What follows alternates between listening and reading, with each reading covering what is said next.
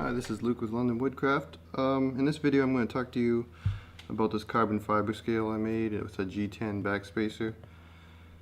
Just thought I'd try it for fun. Like, I know a lot of other people use these materials, and there's a lot of people making scales out of them.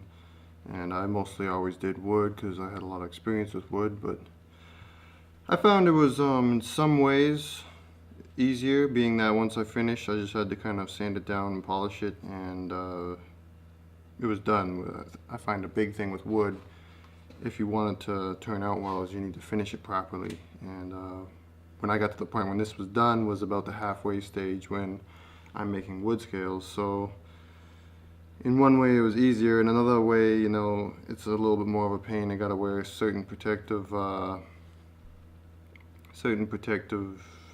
breathing respirators and stuff, because the dust produced from sanding this stuff can have bad health effects on you. When wood, no problem, unless stabilized wood. That can be a health issue too if you breathe that dust. Also, I had to use different methods to cut it out. I don't have a metal cutting blade for the bandsaw, so I tried just touching the carbon fiber on the bandsaw blade, and I saw a spark come off, so I was like, oh, that's not the way to do it. So I found another way. I just researched online how to do it. But yeah, one thing I want you to take notice is the difference in the sound. Like, I know when I first got this knife, it's a pretty expensive knife, you know, Strider. I let somebody use it that didn't know anything about knives, and they thought it sounded cheap by the way it sounded when it opened, which, I don't know, it sounds fine to me, but because like I kind of appreciate, you know, the way it's made and where it's made, and you know, the company and all that.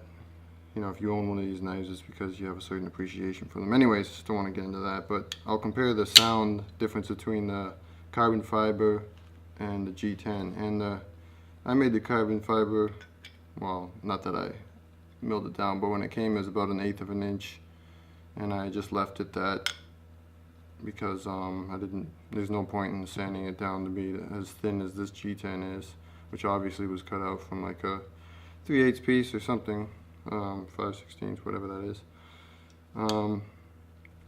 Okay, and as I'm taking it apart, I'll tell you about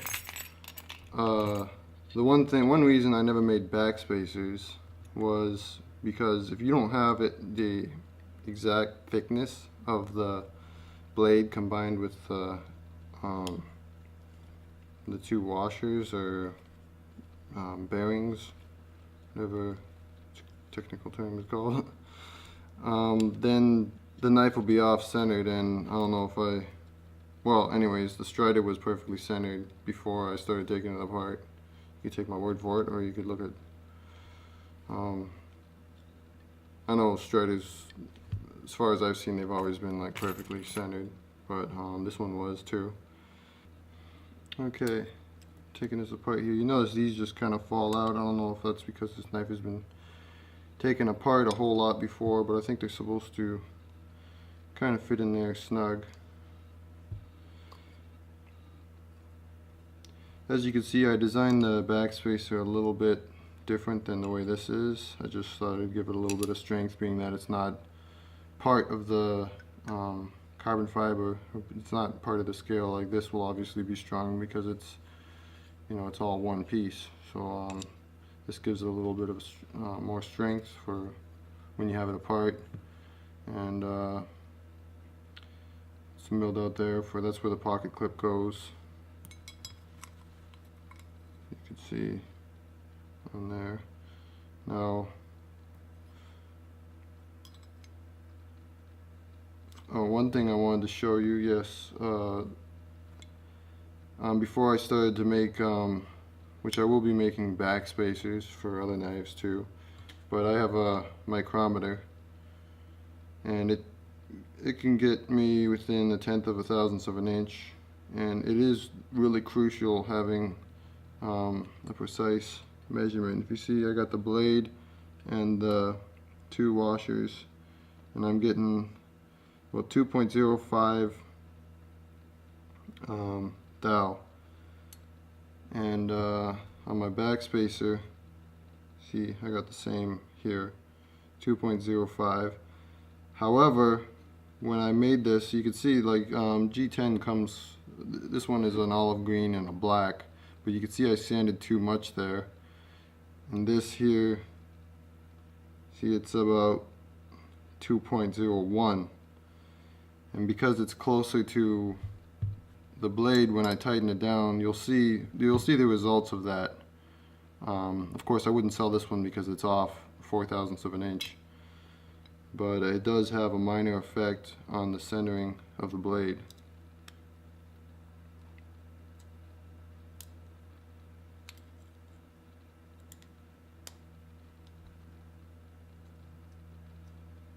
And you can see I've taken this apart a few times, so it is getting a little bit looser, but I still kind of need to, I use a wood dowel to push these down inside the backspacer. It's a pretty tight fit in there, which is great for tightening the screws on the other side, because you don't have to worry about that spinning around. And we'll grab some oil. 1 second.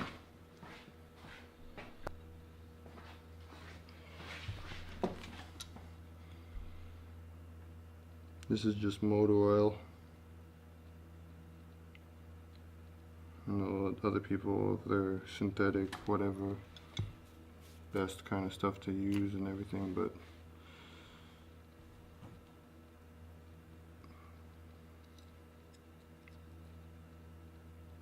I'm not going to do it like that.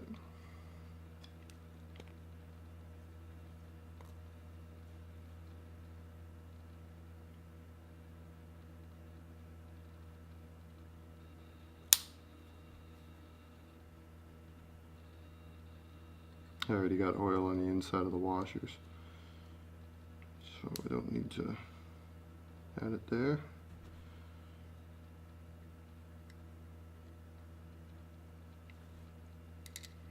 I love these pivots on these striders. They're just so beefy, and seems like once you get them close to the tightness they need to be, they stiffen up a lot. Like I don't use Loctite, and I never have a problem with them loosening on me. And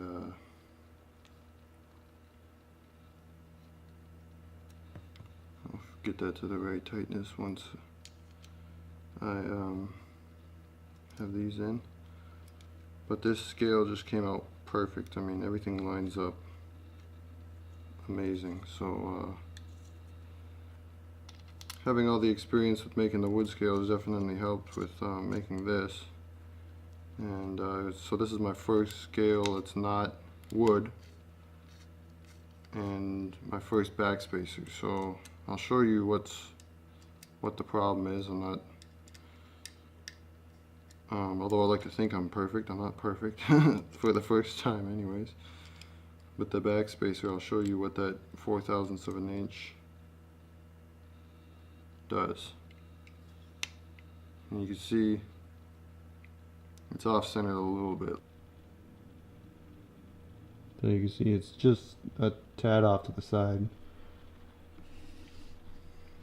which a lot of people might not care about, but if you own a Strider, it's because you know you paid good money for a quality knife and things like that. You know, you pay $400, you want that to be perfect, and I'll just show you an example. I'll loosen these just a little bit, and this piece of paper is 0.04 of an inch, roughly. I'll put this piece of paper in there and tighten it down. Whoops.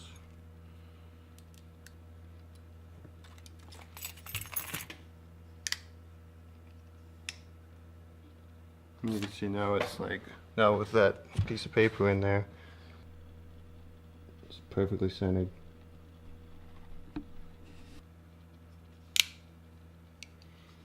So all in all, it turned out really great, especially the scale. Like here, being that the backspacer is separate, I'll be able to just make another backspacer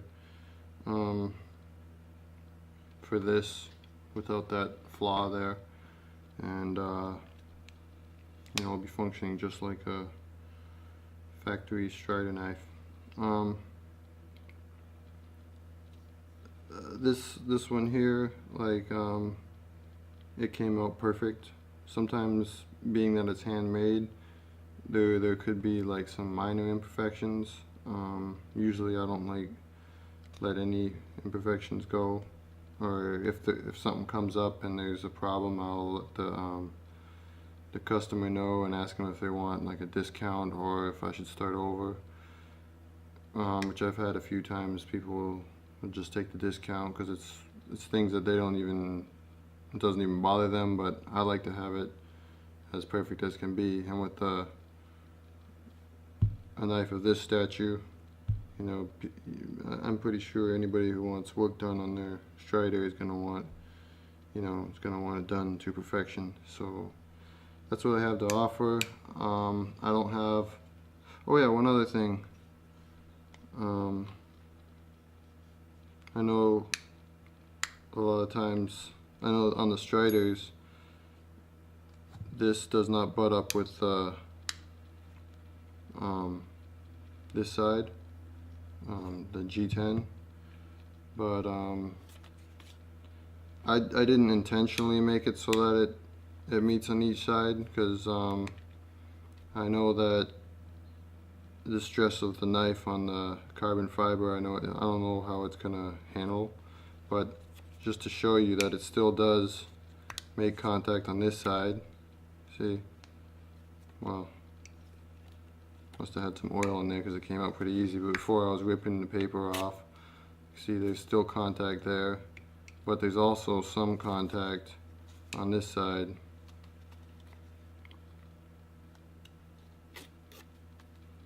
So, and I'm kind of experimenting to see if, because I use my knife a lot, I'm going to see if it has any negative results, but that lines up. Let's see if I can focus.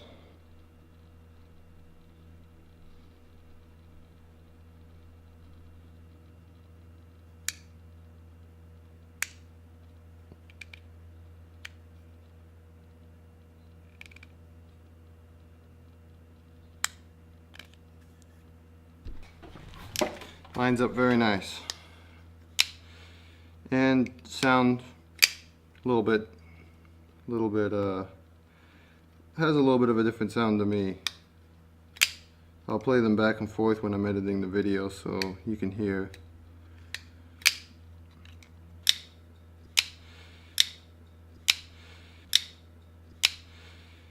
I noticed when I made this new scale, it's almost like breaking in again, because when I first got the strider, I could hardly flick it open. It's like it's kind of stiff again, like a new strider. But that's also, I could play with the tension a little bit. I might have it a little bit tight.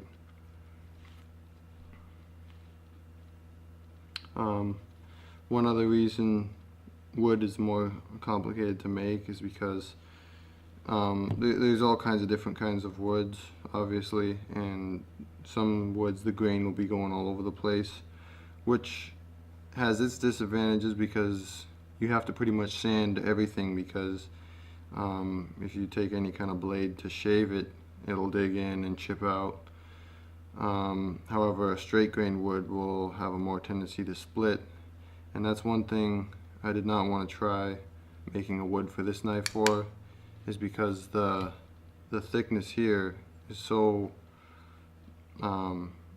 just the way that all the stress is going to be on this area here, and being that there's no liner on this, all the stress is on the scale and the titanium. So the weakest part would be right here, and if the wood grain was going this, or even if it was a boil, I wouldn't trust it to be strong enough to, you know, a lot of people that have striders are very heavy knife users, and they stab just about anything. and you don't want a lock breaking on you, especially when you're exerting a lot of force. But I've never heard of any of these G10 ones breaking. This definitely won't break here. It's carbon fiber, it's really strong. And but down the road I am going to make wood scales, but first I need to acquire the equipment. I'm going to be making steel liners, and then the wood will sit on top of there. So that's something that's in the works, but I don't have as much time as I used to. I have about one night a week, and even then sometimes I'm occupied doing other stuff, and because I got a full-time job now in another field and a couple part-time jobs, so I'm pretty busy. But when I do work on these on knife scales, you could expect the highest quality because I take the time to make sure that everything is perfect. And but I don't guarantee you fast turnaround time at this time because I don't have that much time to work on them. But when you do get it, you will get a high quality job if you order from me. I'm not flooded with customers right now, so you know, you can shoot me an email, tell me what you're interested in. Someone also asked me if I could do this mirror edge polish on the blade, which I can do, but the cost of shipping, I don't know, I wouldn't recommend sending it to me just for that, because the cost of shipping.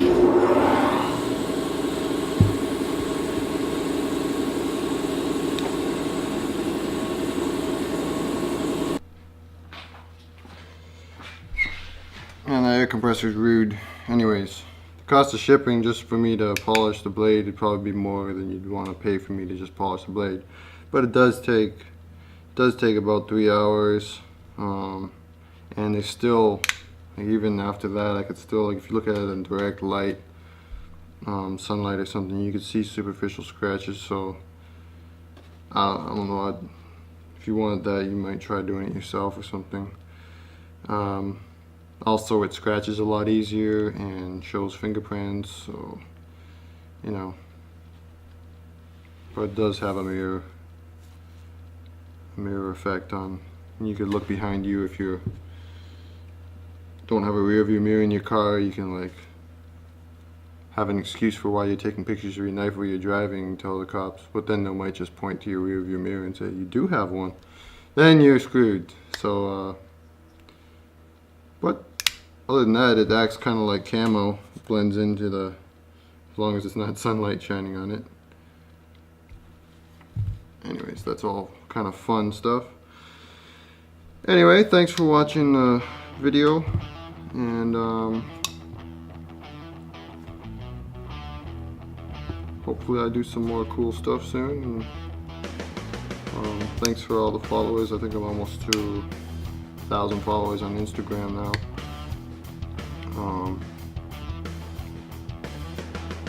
Which is pretty fun. Yep. Take it easy.